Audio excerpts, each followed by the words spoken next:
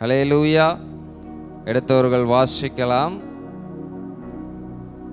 மத்தேயு எழுதின சுவிசேஷ புஸ்தகம் அதனுடைய 25வது அதிகாரம் 21வது வசனத்தை வாசிக்கும்படியாக கேட்கிறேன். அவனுடைய எஜமான் அவனை நோக்கி, நல்லது, உத்தமமும் உண்மையும் உள்ள ஊழியக்காரனே, கொஞ்சத்திலே உண்மையாயிருந்தாய், அநேகத்தின் மேல் உன்னை அதிகாரியாக வைப்பேன், உன் எஜமானுடைய சந்தோஷத்திற்குள் பிரவேசி என்றான். இங்கே சொல்லப்பட்டிருக்கிறது, கொஞ்சத்திலே உண்மையாய் இருந்தாய், அதனால அநேகத்தின் மேல் உன்னை அதிகாரியாக வைப்பேன். ஆண்டவர் நமக்கு தருகிற ஆசீர்வாதம் அது அநேகமாய் இருக்கிறது. அல்லேலூயா. நம்ம கேட்டும் கேட்காமலும் ஆண்டவர் என்ன பண்றார்? ஒவ்வொரு நாளும் ஒவ்வொரு மணி நேரமும் நமக்கு நன்மை செய்து கொண்டிருக்கிறார். எனக்கு ஆண்டவர் எந்த நன்மையும் செய்யலை அப்படின்னு நீங்கள் சொல்கிறீங்கன்னா, காலையில் நீங்கள் எந்திரிக்கிறதே ஆண்டவர் உங்களுக்கு செய்கிற நன்மை. அல்லேலூயா. ஏனென்றால் எத்தனையோ பேர் என்ன பண்ணுறாங்க, நிறைய கேள்விப்பட்டிருக்கிறோம். நைட்டு படுத்தாரு, அதை நல்ல சாவுன்னு வேற சொல்லுவாங்க. என்னடா பாஸ் எடுத்த உடனே சாவுன்னு பேசிட்டு இருக்கிறாரு, ஒரே அபசகனமாக இருக்கேன்னு நினைக்காதீங்க. அல்லேலூயா. ஏன்னா இந்த பூமியில் வாழ்கிறத காட்டிலும் நம்ம போய் என்ன பண்ண போகிறோம்? பரலோகத்தில் தான் 7 வருஷம் போய் என்ன பண்ணுவோம்? பரலோகத்தில் இருப்போம். அதுக்கப்புறம் மறுபடியும் இந்த பூமிக்கே நம்ம வந்துடுவோம். நம்ம நினைக்கிற மாதிரி ஆண்டவர் வந்ததுக்கப்புறம் நம்ம யுக யுகமாக பரலோகத்தில் மேலே தான் நம்ம என்ன பண்ண போகிறோம்? 3வது வானத்தில் தான் நம்ம யுக யுக காலமாய் நம்ம வாழ போகிறோம்னு நம்ம நினச்சிட்டு இருக்கிறோம். ஆனால் அது கிடையாது. நம்ம பரலோகத்தில் இருக்க போகிற நாட்கள் வெறும் 7 வருடங்கள் மாத்திரமே. அதற்கப்புறம் அந்தி கிறிஸ்துவனுடைய ஆட்சி என்னாகும்? அழிந்து போகும். அந்தி கிறிஸ்துவ ஆண்டவர் என்ன பண்ணிடுவார்? நரகத்தில் தள்ளிடுவார். பிசாசானவனை சிறை பிடித்து விடுவாராம். சிறை பிடிக்கப்பட்டு அவன் முத்திரை போடப்பட்டவனாக அவன் இந்த பூமியில தான் இருப்பான். அதற்கப்புறம் 1000 வருட அரசாட்சி நமக்கு நடக்கும். அதுல நமக்கு நெகட்டிவான காரியங்களே இந்த பூமியில இருக்காது. ஆதாம் ஏவாள் அந்த கனியை புசிப்பதற்கு முன்பாக அவங்க அந்த ஏதேன் தோட்டத்தில் எப்படி வாழ்ந்தார்களோ அதே போல தான் நம்மளும் என்ன பண்ண போறோம்? 1000 வருடம் இதே பூமியில தான் வாழ போறோம். புதிய வானம், புதிய பூமி அப்படிலாம் சொல்றது ஆண்டவர் புதுசா மறுபடியும் என்ன பண்ண போறார்? கிரியேட் பண்ண போறாருன்னு கிடையாது. அல்லேலூயா. அவங்களுக்கு புரியும்படியா நான் சொல்றேன். கிறிஸ்துவுக்குள்ளாக நம்ம ரட்சிக்கப்பட்ட உடனே நம்மை புது சிருஷ்டியாக நம்மை மாற்றுகிறார். மறுபடியும் பிறந்திருக்கிறேன்னு நான் சொல்றோம். ஆனா நம்ம சரீர பிரகாரமா நம்ம மறுபடியும் என்ன பண்றது இல்லை? பிறக்கிறது இல்லை. மறுபடியும் தாயின் வயிற்றில் போய் நம்ம என்ன பண்ணல? கிறிஸ்தவனாக பிறந்து மறுபடியும் வளர்ந்து அப்படி அந்த ப்ராசஸ், அதை தான் இங்கே நான் சொல்றேன். புதிய வானம் புதிய பூமின உடனே ஆண்டவர் புதுசா மறுபடியும் என்ன பண்ணுவார்? வார்த்தையினால வானம் உண்டாக கடவது, பூமி உண்டாக கடவுதுன்னா என்ன பண்ண மாட்டாரு? இருக்கிற பூமியை சீர்திருத்தம் செய்வார். அல்லேலூயா. எப்படிப்பட்ட சீர்திருத்தம் என்றால், ஆதாம் ஏவாளுடைய காலத்தில் அவங்க ஏதேன் தோட்டத்தில் தேவனோடு அவர்கள் எப்படி உலாவினார்களோ அப்படி என்ன பண்ணுவார்? இந்த பூமியிலே தேவன் உலாவுவார். அப்ப அந்த ஏதேன் தோட்டம் எப்படி இருந்ததோ அதே போலதான் இந்த பூமியும் இருக்கும். எருசலேம் நகரம் அதற்கு தலைமை இடமாக இருக்கும். அல்லேலூயா. இந்த பூமி முழுவதற்கும் ஒரே ஒரு தலைமை இடம். அப்ப நம்ம யுக யுகமாக என்ன பண்ண போறோம்? மறுபடியும் இந்த பூமியில தான் நம்ம என்ன பண்ண போகிறோம்? வாழ போகிறோம். அப்பொழுது ஏதேன் தோட்டம் எப்படி இருந்ததோ அந்த ஏதேன் தோட்டத்தில் இருந்த மிருகங்கள் அது மனிதர்களோடு என்ன பண்ணுச்சு? அது பாட்டுக்கு இருந்தது. அதே மாதிரி தான் நம்மளும் என்ன பண்ணுவோம்? இருப்போம். அப்படி மனிதர்களும் மிருகங்கள் நம்மளை பார்த்து என்ன பண்ணாது? அட்டாக் பண்ணாது. இப்ப இருக்கிற கொடிய மிருகங்கள், துஷ்ட மிருகங்கள் என்று சொல்லப்படுகிற மிருகங்கள் எல்லாம் அதனுடைய குணங்கள் எல்லாம் மாற்றப்படும். அதே மாதிரி இங்க இருக்கிற மாதிரி இந்த முள்ளு செடிகள் எல்லாம் என்ன பண்ணாதான்? 1000 வருட அரசாட்சியில இருக்காதான். அது எல்லாம் தேவதாரு விருட்சங்களா என்ன பண்ணிருமா? மாறிடும். அல்லேலூயா. ஏன்னா ஆண்டவர் ஆதாமை சபிக்கும் பொழுது அவனோடு கூட சேர்ந்து அந்த பூமியை என்ன பண்றாரு? சபிக்கிறார். இந்த பூமி உனக்கு எப்படி இருக்கும்? முள்ளும் குறுக்குமாக இருக்கும். அந்த சாபத்தை ஆண்டவர் என்ன பண்றாரு? அந்த 1000 வருட அரசாட்சியில அவர் ஆசீர்வாதமாக அதை மாற்றி விடுவார். எல்லாவற்றை காட்டிலும் அந்த 1000 வருட அரசாட்சியில நமக்கு மரணமே கிடையாது. அல்லேலூயா. ஏன்னா 1000 வருடம் நம்ம என்ன பண்ண போறோம்? வாழ போறோம். இந்த 1000 வருடம் முடிந்ததற்கு பின்பாக அந்த சிறைபிடிக்கப்பட்ட பிசாசானவனை தேவன் கொஞ்ச நாள் என்ன பண்ணுவாராம்? விடுதலை ஆக்குவாராம். விடுதலை ஆக்கணுன்னே அவன் மறுபடியும் என்ன பண்ணுவானா? ஜனங்களை ஆண்டவருக்கு விரோதமாக செயல்பட்டு ஜனங்களை தம் பக்கமாக என்ன பண்ணுவானா? சேர்த்து கொள்வான். அல்லேலூயா. அதுக்கப்புறம் கொஞ்ச நாள் கழிச்சு அவனை நிரந்தரமாக அவனை பாதாளத்திற்கு அனுப்பி தேவனோடு கூட நம்ம என்ன பண்ண போறோம்? அதுக்கப்புறம் கணக்கே கிடையாது. சத்துரு அழிக்கப்பட்டதற்கு பின்பாக யுக யுகமாக அவரோடு கூட நம்ம இந்த பூமியில தான் என்ன பண்ண போறோம்? வாழ போகிறோம். அதனால அந்த சந்தோஷத்துல அந்த நம்பிக்கையில நீங்க என்ன பண்ணுங்க? இன்னும் அதிகமாக விசுவாசமாய் ஆண்டவருக்கென்று நம்ம என்ன பண்ணுவோம்? அதை தான் இந்த நாளில் நம்ம செய்தியில பார்க்க போகிறோம். அந்த சந்தோஷத்திற்குள்ளாக நாம் பிரவேசிக்க வேண்டும் என்றால் நாம் என்ன செய்ய வேண்டும்? வசனம் சொல்லுகிறது, உண்மையும் உத்தமமான ஊழியக்காரனே. ஊழியக்காரன் சொன்ன உடனே இது பாஸ்டர்களுக்கு தான், ஆண்டவருக்கு ஊழியம் செய்கிறவர்களுக்கு தான் அப்படின்னு சொல்லி நீங்க என்ன பண்ணக்கூடாது? நினைக்க கூடாது. இது ஒரு எஜமானுடைய வேலைக்காரனை குறித்து சொல்லப்பட்டிருக்கிறது. ஒரு எஜமான் தன்னிடத்தில் இருக்கிற ஒரு 3 வேலைக்காரர்களுக்கு அவர் வித்தியாசமான தாளந்துகளை கொடுக்கிறார். அல்லேலூயா. ஒருவனுக்கு 5 தாளந்தை கொடுக்கிறார், மற்றவனுக்கு 2 தாளந்தை கொடுக்கிறார், இன்னொருவனுக்கோ 1 தாளந்தை கொடுக்கிறார். 5 தாளந்து கொடுத்துட்டு என்ன பண்ணிடுறார்? அவர் போய் விடுகிறார். அந்த எஜமான் தூர தேசம் என்று சொல்லப்பட்டிருக்கிறது. இது அப்படியே நமக்கும் ஆண்டவருக்கும் கனெக்ட் பண்ணுங்க. ஆண்டவர் நமக்கும் என்ன பண்ணியிருக்கிறார்? தாளந்துகளை கொடுத்திருக்கிறார். இப்ப தூர தேசம் என்று சொல்லப்படுகிற 3ஆம் வானத்திலே பரலோகத்திலே சிங்காசனத்திலே தேவன் வீற்றிருக்கிறார். அப்ப நமக்கு அவர் என்ன பண்ணியிருக்கிறார்? அவனுடைய கிருபைகளுக்கும் அவனுடைய வரங்களுக்கும் ஏற்றார் போல தேவன் என்ன பண்ணுகிறார்? தாளந்துகளை கொடுத்திருக்கிறார். அல்லேலூயா. அப்ப ஒவ்வொருவருக்கும் ஒவ்வொரு கிருபை வரன்கள் கொடுக்கப்பட்டிருக்கிறது. அல்லேலூயா. அதெல்லாம் நீங்க வாஞ்சிக்கணும் உங்க வாழ்க்கையில. ஆண்டவர் கொடுத்த தாளந்துகளை ஆண்டவருடைய நாம மகிமைக்காக நம்ம என்ன பண்ண வேண்டும்? பயன்படுத்த வேண்டும். அங்க சொல்லப்பட்டிருக்கும், சில நாட்கள் சென்ற பின்பு அந்த எஜமான் என்ன பண்றாரா? மறுபடியும் வருகிறார். அப்ப கிருபையா என்ன பண்ணாரு? கொடுத்துட்டு போனார்.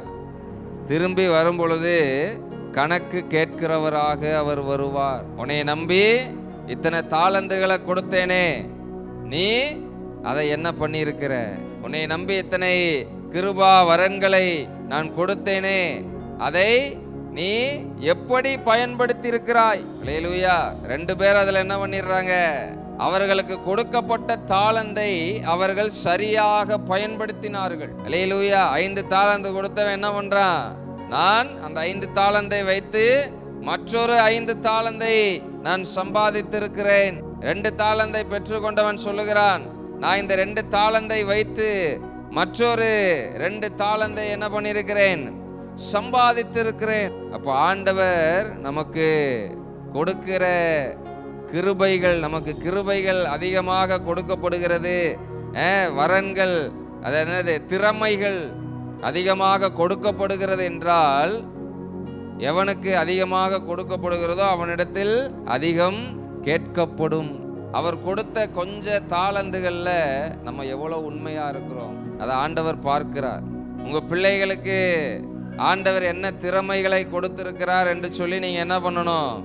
பெற்றோராகிய நாம் அதை அறிந்து வைத்திருக்க வேண்டும். பிள்ளைகளுடைய திறமைகள் என்ன அப்படின்றது நமக்கு தெரியல அப்படின்னா நம்மளுடைய இஷ்டப்படி தான் என்ன பண்ணுவோம், பிள்ளைகளை நடத்துவோம். உங்களை நான் தயவு கூர்ந்து நான் கேட்டுக்கொள்ளுகிறேன், என்னால் இதை செய்ய முடியல, இதை என் பிள்ளைய வச்சு நான் செஞ்சிடலாம் அப்படின்னு சொல்லி ஒரு காரியத்தையும் நீங்கள் என்ன பண்ணாதீங்க, உங்களுடைய கனவுகளை உங்களுடைய பிள்ளைகளின் மீது நீங்கள் என்ன பண்ணாதீங்க, திணிக்காதீங்க. அது உங்கள் பிள்ளைகளுக்கு ஆசீர்வாதமே கிடையாது. ஆண்டவருடைய சித்தம் என்னன்றதை அறிந்து கொள்ள வேண்டும். உங்கள் பிள்ளைகளை குறித்து ஆண்டவர் என்ன சித்தம் வைத்திருக்கிறார், ஜோமன்னா ஆண்டவர் அழகா என்ன பண்ணுவார், சொல்லுவார். அப்ப ஒவ்வொரு காரியங்களையும் நம்ம என்ன பண்ணணும், ஆண்டவர்கிட்ட விசாரித்து நாம் செய்ய வேண்டும். அல்லேலூயா. நம்ம நல்லா இல்லைனாலும் நம்ம பிள்ளைங்க என்ன இருக்கும், நல்லா இருக்கணும்னு யாரெல்லாம் நினைக்கிறீங்களோ அவங்க எல்லாம் அவங்க பிள்ளைகளுடைய வாழ்க்கையில தேவ சித்தத்தை அறிந்து செயல்படுங்கள். அதுதான் உங்க பிள்ளைகளுடைய வாழ்க்கையில நீங்க அவங்களுக்கு செய்கிற நன்மை.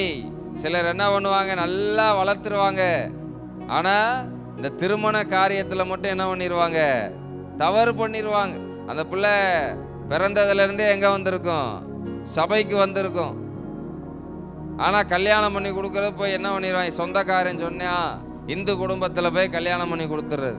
அத்தனை வருஷம் அந்த பிள்ளை ஆண்டவருக்காக வாழ்ந்த நீங்க நினைக்கலாம் இந்த பிள்ளை என்ன பண்ணிரும், அவரை வழி நடத்திடும். அப்படிலாம் ஒண்ணுமே செய்ய முடியாது. அல்லேலூயா. வேத வசனம் சொல்லுகிறது, அந்நிய நுகத்தோடு நாம் பிணைக்கப்படக்கூடாது. விசுவாசிக்கும் அவ்விசுவாசிக்கும் சம்பந்தம் ஏது, நமக்கு அவங்களுக்கு என்ன சம்பந்தமும் கிடையாது. அவங்க கூட போய் நம்ம என்ன பண்ணக்கூடாது, சம்பந்தம் வைக்கவும் கூடாது. ஒருவேளை அவங்க ரட்சிக்கப்பட்டு சபைக்கு வராங்க, அவங்களும் நல்ல ஆவிக்குரிய வாழ்க்கையில இருக்கிறாங்க அப்படின்னா நீங்க என்ன பண்ணலாம், செய்யலாம். இந்த மாதிரி காரியங்கள்ல பெற்றோர் என்ன பண்ணிடுறாங்க, தேவ சித்தத்தை செய்ய தவறி விடுகிறார்கள். அல்லேலூயா. உங்களால தேவ சித்தத்தை அறிந்து கொள்ள முடியலன்னா உங்க ஊழியக்காரர்கிட்ட என்ன பண்ணுங்க, கேளுங்க. அவர் என்ன பண்ணுவாரு, உங்களுக்காக ஜெபம் பண்ணி ஆண்டவரிடத்துல கேட்டு செய்வார். இது ஆண்டவருடைய சித்தம் இல்லாமல் செய்யும் பொழுது அதனால நம்ம பிள்ளைகளுக்கு என்னது பிரச்சனை, நமக்கும் என்ன கிடையாது. கல்யாணம் பண்ணி கொடுத்தோம், பிள்ளை சந்தோஷமா வாழுதுன்ற நிம்மதி இல்லாம என்ன பண்ணுவோம். அதனால இந்த காரியங்கள்ல நம்ம என்ன பண்ணணும், கவனமா இருக்கணும். அல்லேலூயா. அதனாலதான் சின்ன வயசுல இருந்தே ஜெபம் பண்ணுங்க. ஆண்டவர் அதுக்கு தான் உங்களுக்கு என்ன பண்ணியிருக்கிறாரு, பிள்ளைகளை கொடுத்திருக்கிறார். ஏதோ உங்க இஷ்டத்துக்கு வளர்ப்பதற்கு கிடையாது. அதை ஜெபித்து என்ன பண்ணுங்க, தெரிந்து கொள்ளுங்கள். அது உங்க பிள்ளைகளுடைய வாழ்க்கையில அது மிக மிக ஆசீர்வாதமாக அவர்களுக்கு அமையும். அல்லேலூயா. அதனால ஆண்டவர் உங்களையும் என்ன பண்ணுவார், ஆசீர்வதிப்பார். அதான் நமக்கு கொடுத்த கொஞ்சத்துல நம்ம எப்படி இருக்கணும், உண்மையாக இருக்க வேண்டும். இது எல்லாமே அடங்கும். இதுதான் இந்த ஒரு பர்டிகுலரான இதுல நம்ம உண்மையா இருந்தா போதும், இந்த ஒரு காரியத்துல மட்டும் நம்ம உண்மையா இருந்தா போதும் கிடையாது. ஆண்டவர் நமக்கு கொடுத்த எல்லா காரியங்களிலும் நம்ம என்ன பண்ணணும், உண்மையாய் இருக்க வேண்டும். இதுல நம்ம என்ன பண்ணணும், கவனமா இருக்கணும். நான் சொல்றது ஒரு காரியம், பிள்ளைகளுடைய வாழ்க்கையை குறித்து நான் சொல்லியிருக்கிறேன். உங்க வாழ்க்கையிலும் அப்படிதான். அல்லேலூயா. ஆண்டவருடைய சித்தத்தை அறிந்து நீங்கள் என்ன பண்ணணும், செயல்பட வேண்டும். ஏன்னா ஆண்டவர் கொடுத்த ஒரே ஒரு வாழ்க்கை, அது அவருக்காக தான் நம்ம என்ன பண்ணணும், வாழணும். அவருக்காக வாழணும்னா அவருடைய சித்தத்தை நம்ம என்ன பண்ணணும், அறிந்திருக்க வேண்டும். அதன்படி நாம் செயல்பட வேண்டும். இது ஒரு சின்ன காரியம்தான். ஜெபம் பண்ணி ஆண்டவருடைய சித்தத்தை அறிந்து கொண்டு அதன்படி செயல்படுறது ஒரு சின்ன காரியம். ஆனால் இதற்குண்டான ஆசீர்வாதங்கள் அது அநேகங்களாய் இருக்கிறது. அல்லேலூயா. அதனாலதான் இங்க சொல்றாரு, நீ கொஞ்சத்துல உண்மையாயிரு. நம்ம கொஞ்சம் உண்மையா இருந்தா கிடையாது. ஆண்டவர் நம்மை நம்பி கொடுத்த எல்லா காரியங்களிலும் நாம் உண்மையா இருக்க வேண்டும். அல்லேலூயா. அதை தான் தேவன் எதிர்பார்க்கிறார். இந்த வாழ்க்கை ஆண்டவர் நம்மை நம்பி கொடுத்திருக்கிறார் என்றால் இந்த வாழ்க்கையில நம்ம 100% உண்மையா இருக்க வேண்டும். அல்லேலூயா. இந்த பூமியில நம்ம வாழ போற நாட்கள் கொஞ்ச நாட்கள். அந்த நாட்கள்ல நம்ம ஆண்டவருக்கு உண்மையாய் வாழும் பொழுது நம்மளை ஆண்டவர் நம்ம முன்னாடி கேட்டது போல யுக யுகமாக என்ன பண்ண போறார், அவரோடு கூட வாழ வைக்க போகிறார். அல்லேலூயா. இந்த வசனத்தை நம்ம 2 விதமா போதிக்கலாம். ஒன்று உலக பிரகாரமான ஆசீர்வாதத்தை குறித்து என்ன பண்ணலாம், போதிக்கலாம். ஆண்டவர் கொடுத்த கொஞ்ச பணத்தில் நீ என்ன பண்ணு, உண்மையா இரு, ஆண்டவர் உனக்கு என்ன பண்ணுவார், அப்படிதான் நம்ம கேட்டிருக்கிறோம். அல்லேலூயா. ஆனால் இதற்கு உண்டான ஆவிக்குரிய சத்தியம் என்னவென்றால், ஆண்டவர் நமக்கு கொடுத்த வாழ்க்கையை நம்ம என்ன பண்ணணும், அவருக்கு உண்மையாய் வாழ வேண்டும். உலக பிரகாரமான ஆசீர்வாதங்கள் அதெல்லாம் ஆண்டவருக்கு என்ன கிடையாது, ஒரு பெருசே ஒரு பொருட்டே கிடையாது. அல்லேலூயா. ஏன்னா உங்களை இந்த உலகத்தில் வச்சிருக்கிறாரு. உங்களை இந்த உலகத்தில் நீங்கள் வாழணும்னா உங்களுக்கு என்னென்ன தேவைன்றது அவருக்கு தெரியும். அதனால அதை அவர் என்ன பண்ணிடுவார், கண்டிப்பாக உங்கள் வாழ்க்கையில் கொடுப்பார். அதில் எந்த ஒரு மாற்றமும் கிடையாது. அதை அவர் ஆட்டோமேட்டிக்காக செஞ்சிருவார். ஆனால் அவருக்காக நாம் என்ன செய்கிறோம், வீட்டில் போய் கொஞ்சம் சிந்தித்து பாருங்க. எதெல்லாம் நம்ம கேட்டு பெற்றுக்கொண்டு இருக்கிறோம், எதையெல்லாம் ஆண்டவர் கேட்காமையே நம்ம வாழ்க்கையில் கொடுத்துருக்கிறார். நீங்கள் கேட்டு பெற்றுக்கொண்டதை காட்டிலும் நீங்கள் கேட்காம பெற்றுக்கொண்டது தான் அதிகமாக இருக்கும். இப்படி நம்மை பார்த்து பார்த்து ஆசீர்வதிக்கிற தேவன், ஒவ்வொரு நாளும் ஒவ்வொரு மணி நேரமும் நமக்கு நன்மைகளை செய்கிற தேவனுக்கு நாம் எப்படிப்பட்ட உண்மையுள்ளவர்களாக இருக்கிறோம், அதை நம்மளை பார்த்து ஒவ்வொரு நாளும் நாம் கேட்க வேண்டிய கேள்வி. இந்த நாளை நம்பி ஆண்டவர் நமக்கு கொடுத்திருக்கிறார். இந்த நாளில் நம்ம ஆண்டவருக்கு எவ்வளோ உண்மையாக இருக்கிறோம். ஆண்டவர் நம்மை நம்பி இந்த வாழ்க்கையை கொடுத்திருக்கிறார். ஆண்டவர் நம்மை நம்பி இந்த வேலையை கொடுத்திருக்கிறார். ஆண்டவர் நம்மை நம்பி இந்த குடும்பத்தை கொடுத்திருக்கிறார். அதில் எல்லாம் நம்ம எவ்வளவு உண்மையா இருக்கிறோம். ஆண்டவர் நம்மை நம்பி பிள்ளைகளை கொடுத்திருக்கிறார். அதை அவர்களை ஆண்டவருக்கென்று நாம் உண்மையாக வளர்க்கிறோமா? எல்லாத்திலையும் ஆண்டவர் உண்மை எதிர்பார்க்கிறார். ஆண்டவர், அதான் நான் சொல்றேன், அவர் உங்களுக்கு என்னென்னலாம் உங்களை நம்பி கொடுத்திருக்கிறாரோ அதில் எல்லாம் அவர் உண்மையை எதிர்பார்க்கிறார். அவர் வரும் பொழுது அவைகளில் எல்லாவற்றிலும் இருந்து உங்களுக்கு கணக்கு கேட்பார். உன்னை நம்பி ஒரு குடும்பத்தை கொடுத்தேனே, அந்த குடும்பத்தை நீ இப்ப பரலோகத்துக்கு கூட்டு வந்திருக்கிறியா? ஆண்டவரே, நீங்க என்னை நம்பி ஒரு மனைவியை கொடுத்தீங்க, 2 பிள்ளைகளை கொடுத்தீங்க, அவங்கள நான் இந்த பூமியில வாழ்ந்த நாட்கள் எல்லாம் உமக்கு உண்மையாக நான் வளர்த்து, இப்பொழுது நான் மட்டும் இல்லை, என்னுடைய மனைவி பிள்ளைகளையும் நான் என்ன பண்ணியிருக்கிறேன், கூப்பிட்டு வந்திருக்கிறேன். அதை தான் ஆண்டவர் எதிர்பார்க்கிறார். அப்பதான் ஆண்டவர் சொல்லுவார், உண்மை உத்தமமான ஊழியக்காரனே. உன்னுடைய எஜமானுடைய சந்தோஷம், அந்த எஜமானுடைய சந்தோஷம் பரலோகம். வார வாரம் சபைக்கு வந்தா மட்டும் என்ன பண்ணாது, போதாது. ஆண்டவர் நம்மை நம்பி கொடுத்த காரியங்கள்ல நம்ம எவ்வளவு உண்மையா இருக்கிறோம் போய் யோசிச்சு பாருங்க. ஆண்டவர் நம்மை நம்பி எதை கொடுத்திருக்கிறார், அதுல நம்ம இதுவரைக்கும் எவ்வளவு உண்மையா இருந்திருக்கிறோம், இனிமேல் எப்படி உண்மையாக இருக்க போகிறோம். ஏன்னா அவர் கொடுக்கிறவர் மாத்திரமல்ல, கொடுத்தவைகளுக்கு எல்லாம் கணக்கு கேட்கிறவராய் இருக்கிறார். 2 பேர் தாளந்தை பயன்படுத்தினாங்க, அதை பெருக்கினார்கள். அவர்களை எல்லாம் ஆண்டவர் பார்த்து சொன்னார், நீ உண்மை உத்தமமான ஊழியக்காரன், கொஞ்சத்தில் உண்மையாயிருந்தாய், அநேகத்தின் மேல் உன்னை அதிகாரியாக வைப்பேன் என்றால், ரகசிய வருகையில சபை மட்டும்தான் எடுத்துக்கொள்ளப்படுமா, யூதர்கள் கூட எடுத்துக்கொள்ளப்பட மாட்டாங்களாம். அந்தி கிறிஸ்துவனுடைய ஆட்சியே யூதர்களுக்காக நியமிக்கப்பட்டிருக்கான். அந்த உபத்திரவ காலத்திலையும் யாரு உறுதியா நின்று, யூதர்கள்ல சொல்றேன், நம்மளாம் அதுல லிஸ்ட் அவுட்டு, நம்மளாம் ரகசிய வருகையிலே என்ன பண்ணணும், எடுத்துக்கொள்ளப்படணும். சபை அதுதான் நமக்கு கொடுத்த வாய்ப்பு. உபத்திரவ காலத்துல சபை இருக்காது. சபைனா இந்த கட்டடத்தை சொல்லல, அல்லேலூயா. அதே மாதிரி சபைன்னு தான் ஆண்டவர் சொல்றாரே தவிர சபைகள் அப்படின்லாம் சொல்லல. சபைனா யார் யார், அதாவது ஒரே வார்த்தையில சொல்லணும்னா மெய் கிறிஸ்தவர்கள், யாரெல்லாம் அவருடைய ரகசிய வருகை சம்பவிக்கும் பொழுது ஆண்டவருக்கு உண்மையாக வாழ்கிறார்களோ, அவர் கொடுத்த எல்லா காரியங்களிலும் உண்மையாக இருக்கிறார்களோ, அவர்களை என்ன பண்ணுவார், அதுதான் சபை.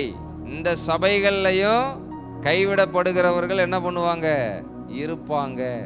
சத்தியத்தை சொல்லும் போதே என்ன பண்ணுங்க, அதுக்கு கீழ்ப்படிஞ்சு வரலேனா நம்ம கைவிடப்பட்ட நிலைமைக்கு என்ன ஆயிடுவோம், போயிடும். ஆண்டவர் கொடுத்த இந்த வாழ்க்கையில நம்ம ஆண்டவருக்கு உண்மையா வாழலைன்னா மூணாவது ஊழியக்காரன் உண்மையா என்ன பண்ணல, இல்ல. அவன் ஆண்டவரை பார்த்து என்ன பண்றான், தன்னுடைய எஜமானை பார்த்து அவன் குறை சொல்லுகிறான். நீ விதைக்காத இடத்துல என்ன பண்றவர், அறுக்கிறவர், தெளிக்காத இடத்துல சேர்க்கிறவர். அதனால நான் என்ன பண்ணிட்டேன், நீங்க கொடுத்த தாளந்த மண்ணுக்குள்ள புதைச்சு வச்சுட்டேன். இந்தாங்க, நீங்க கொடுத்ததை அப்படியே என்ன பண்ணிக்கோங்க, வாங்கிக்கங்க. இதான் நான் முன்னாடி சொன்னது போல, நீங்க எனக்கு கொடுத்த வாழ்க்கையில நான் மட்டும் உண்மையா வாழ்ந்து, நான் மட்டும் எல்லா காரியத்தில் உண்மையா செஞ்சு, நான் மட்டும் பரலோகத்துக்கு வந்திருக்கிறேன். அவனை பார்த்து ஆண்டவர் சொல்றாரு, பொல்லாதவனும் சோம்பலுமான ஊழியக்காரனே.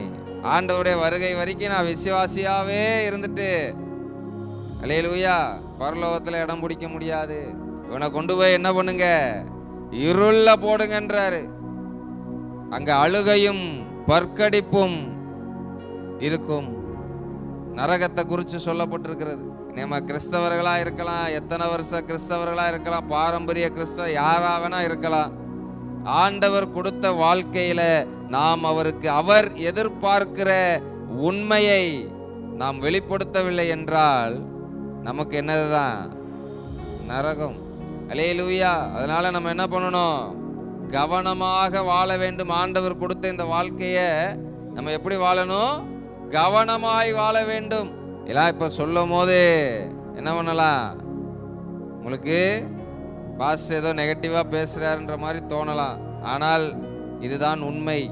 ஆனால் நாம் ஆவிக்குரிய ஆசீர்வாதங்களை பெற்றுக்கொள்வதற்கு நம்ம என்ன பண்ணணும், ஆவிக்குரிய கொஞ்சத்துல நம்ம எப்படி உண்மையா இருக்கணும், ஆவிக்குரிய ரீதியில நாம் அநேகத்தின் மீது அதிகாரியாக மாறுவது எப்படி, ஆண்டவர் கொடுத்த நம்முடைய வாழ்க்கையில நம்மை நம்பி கொடுத்த எல்லா காரியங்களிலும் நாம் எப்படி உண்மையுள்ளவர்களாக இருக்கிறோம், அதை பொறுத்து தான் நம்ம பரலோகத்துக்குள்ள என்ட்ரி ஆகிறோமா இல்லையான்றது அதுதான் டிசைட் பண்ணுது. ஆனால் இந்த எடுத்துக்கொள்ளப்படுகிற சபையையும் தேவன் என்ன பண்றதில்ல, விடுகிறதில்லை. அந்த 1000 வருட அரசாட்சியில நாமும் என்ன பண்ணுவோம், ஆளுகை செய்வோம். அல்லேலூயா. அதுதான் மிக பெரிய ஆசீர்வாதம். அடுத்த ஒரு காரியத்தை பார்க்கலாம். எடுத்து வாசிங்கள். அதே மத்தேயு 25வது அதிகாரம் 40வது வசனத்தை வாசிங்கள். அதற்கு ராஜா பிரதியுத்தரமாக, மிகவும் சிறியவராகிய என் சகோதரரான இவர்களில் ஒருவனுக்கு நீங்கள் எதை செய்தீர்களோ அதை எனக்கே செய்தீர்கள் என்று மெய்யாகவே உங்களுக்கு சொல்லுகிறேன் என்பார். இங்க நாம் பார்க்கிறோம், அதாவது இது எதை குறிக்கிறது என்றால் அவருடைய நியாய தீர்ப்பை குறித்து சொல்லப்பட்டிருக்கிறது. ராஜா வந்து என்ன பண்ணுவாராம், பூமியில இருக்கிற எல்லா ஜனங்களையும் தன்னோடு கூட சேர்த்து கொள்ளுவார். சேர்த்து கொண்டு வலது பக்கத்துல என்ன பண்ணுவாராம், தன்னுடைய வலது பக்கத்துல செம்மறி ஆடுகளை நிறுத்தி வைப்பார், இடது பக்கத்துல வெள்ளாடுகளை நிறுத்தி வைப்பார். அல்லேலூயா. யாரெல்லாம் வலது பக்கம் போறோமோ அவங்களுக்கு தான் பரலோகம். ஏன்னா வலது பக்கம் உள்ளவர்களை பார்த்து தான் என்ன பண்றாரு, என் பிதாவினால் ஆசீர்வதிக்கப்பட்டவர்களே, இந்த உலகம் தோன்றினது முதல் உங்களுக்காக ஆயத்தப்படுத்தப்பட்ட அந்த ஸ்தலத்திற்குள்ளாக, பரலோகத்திற்குள்ளாக நீங்க என்ன பண்ணுங்க, பிரவேசியுங்கள், அதை சுதந்தரித்துக் கொள்ளுங்கள். அப்புறம் சொல்லுவார், நிறைய காரியங்கள் சொல்லுவார். நான் பசியா இருந்தேன், எங்களுக்கு என்ன பண்ணீங்க, ஆகாரம் கொடுத்தீங்க. நான் தாகமா இருந்தேன், அல்லேலூயா, நான் அந்நியரா இருந்தேன், என்னை சேர்த்து கொண்டீர்கள். அப்ப கேட்பாங்க, வலது பக்கத்துல இருக்கிறவங்க ஆண்டவரை பார்த்து கேட்பாங்க, இதெல்லாம் நாங்க உங்களுக்கு எப்ப செஞ்சோம், எப்ப நாங்க உங்களுக்கு ஆகாரம் கொடுத்தோம், எப்ப நான் உங்களுக்கு தாகம் தீர்த்தோம், எப்ப நான் உங்களை சேர்த்து கொண்டோம். அப்ப ஆண்டவர் சொல்லுவார், இந்த சிறியராகிய என் சகோதரன் இவர்களில் நீங்க இவர்களுக்கு என்ன செய்தீர்களோ அதை எனக்கே செய்தீர்கள்.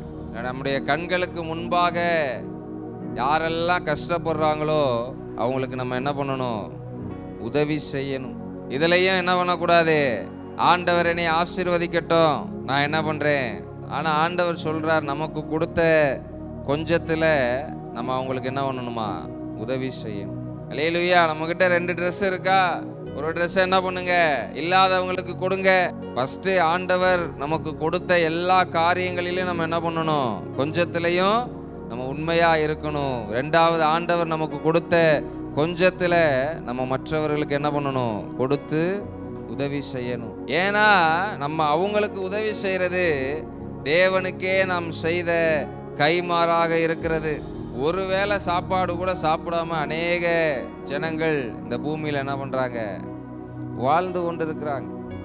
வெறும் ஒரே ஒரு நாளைக்கு ஒருவேளை சாப்பாடு தான் சாப்பிட்டுட்டு என்ன பண்றாங்க? இந்த பூமியில வாழ்ந்து கொண்டு இருக்கிற ஜனங்கள் இருக்கிறாங்க. இருக்க இடம் இல்லாம நிறைய பேர் என்ன பண்றாங்க? பிளாட்ஃபார்ம்ல தங்கி இருக்கிறாங்க. அல்லேலூயா. ஆனா ஆண்டவர் நமக்கு ஒரு வாடகை வீட்டையாவது என்ன பண்ணியிருக்கிறாரு? கொடுத்துருக்காரு. ஆனா நமக்கு சொந்த வீடு இல்லையே. இருக்கிறதுல நம்ம என்ன பண்றது கிடையாது? சந்தோஷப்படுறதே கிடையாது. இப்ப இருக்கிற நிலைமைக்காக என்ன பண்ணுங்க? கர்த்தரை ஸ்தோத்திரம் பண்ணுங்க. ஆண்டவர் சொல்றார், நீங்க ஒரு டம்ளர் தண்ணி கொடுத்தா கூட அதை என்ன பண்ணுவாராம்? நியாய தீர்ப்பு நாளில் அதை நினைவு கூறுவாராம். உங்களுக்கே உதவி தேவையா இருந்தாலும் நீங்க என்ன பண்ணுங்க? மற்றவங்களுக்கு உதவி செய்யுங்க. உங்கள் தேவையை ஆண்டவர் என்ன பண்ணுவாரு? சந்திப்பார். அல்லேலூயா. இருக்கிறதுல உண்மையா இருந்து பழகுங்க. இருக்கிறதுல மற்றவங்களுக்கு உதவி செஞ்சு பழகுங்க. அதுதான் உங்களை என்ன பண்ணும்? பரலோகத்திற்கு கொண்டு சேர்க்கும். அததான் ஆண்டவர் அங்க சொல்றார். உனக்கிட்ட உதவின்னு வந்தவனுக்கு நீ என்ன பண்ண? உதவி செஞ்ச. பசியா இருந்தான் ஒரு ஏழை, எப்பா ஒருவேளை எனக்கு சாப்பாடு வாங்கி கொடுப்பா. எதுல நம்ம உண்மையா இருக்கணும்? ஆண்டவருக்கு, ஆண்டவர் எதிர்பார்க்கிற நன்மைகளை நாம் யாருக்கு செய்யணும்? அதையும் ஆண்டவர்கிட்ட கேளுங்க, ஜெபம் பண்ணுங்க. ஆண்டவரே, நான் ஒரு தீர்மானம் எடுக்கிறேன், எனக்கு யாரையாவது காட்டுங்க, நான் உங்களுக்கு உதவி செய்கிறேன். கேளுங்க. அல்லேலூயா. ஆனால் நீங்கள் ஒரு மைண்டில் ஒரு டிசைன் பண்ணி வச்சுருப்பீங்க பாருங்க. நம்மக்கிட்ட உதவி வரவே வெறும் கிழிஞ்ச பனியன் போட்டிருப்பான், கிழிஞ்ச கைலி கட்டியிருப்பான், தலையெல்லாம் சீவாமல் பரட்டையாக வச்சுருப்பான். அப்படிதான் நம்ம நினைப்போம். அல்லேலூயா. அப்படிலாம் ஆண்டவர் என்ன பண்ண மாட்டார்? அனுப்ப மாட்டார். நீங்கள் யாருக்கு உதவி செய்யக்கூடாதுன்னு நினச்சிட்டு இருக்கீங்களோ அவனை தான் அனுப்புவார். இவனுக்கெல்லாம் உதவியே செய்யக்கூடாதுன்னு நினச்சிட்டு இருப்பீங்க பாருங்க, அவனை தான் அனுப்புவார். ஆண்டவர் சொல்கிறார்ல, சத்துருக்களை சிநேகியுங்கள். அல்லேலூயா.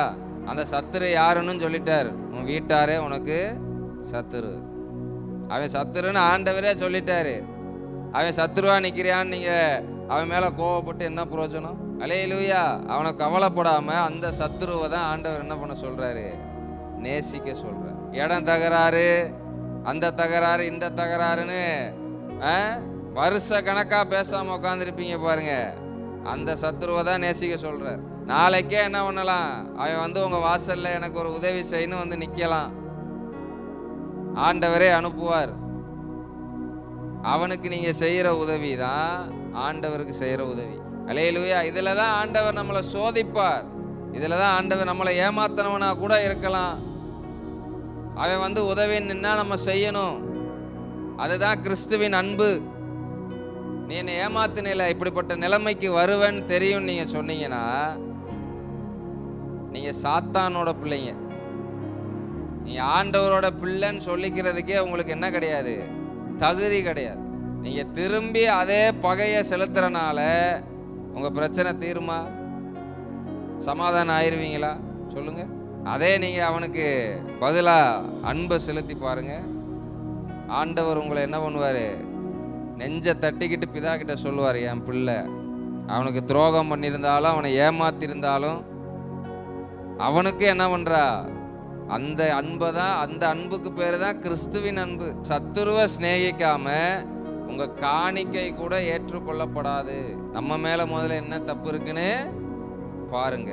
நம்ம எங்கேயாவது சத்துருவை சிநேகிக்காம இருக்கிறோமா? நம்ம சகோதரன் மீது நமக்கு பகை இருக்குதா? இப்படி செய்கிறதுனால கடைசி ஒரு வாசிச்சு முடிக்கலாம். அதே மத்தேயு 25வது அதிகாரம் 46வது வசனத்தை வாசியுங்கள். கடைசி வசனம் அந்தபடி இவர்கள் நித்திய ஆக்கினையை அடையவும் நீதிமான்களோ நித்திய ஜீவனை அடையவும் போவார்கள் என்றார். அல்லேலூயா. அந்த நீதிமான் சொல்லப்பட்டிருக்கிறது யாருன்னா, யாரெல்லாம் அவர் கொடுத்த வாழ்க்கையில, அவர் கொடுத்த குடும்பத்தில், அவர் கொடுத்த ஆசீர்வாதங்கள்ல யாரெல்லாம் உண்மையா இருக்கிறாங்களோ அவர்கள்தான் நீதிமான். அந்த நீதிமான்கள் என்ன பண்ணுவாங்களாம்? நித்திய ஜீவனை அடைவார்கள். அப்ப அந்த நித்திய ஜீவனை நம்ம பெற்றுக்கொள்ளணும்னா நமக்கு கொடுக்கப்பட்ட எல்லா காரியங்களிலும் நாம் உண்மையுள்ளவர்களாய் இருக்க வேண்டும். எந்திரிச்சு நிற்போமா? ஜெபம் பண்ணி முடிப்போம்.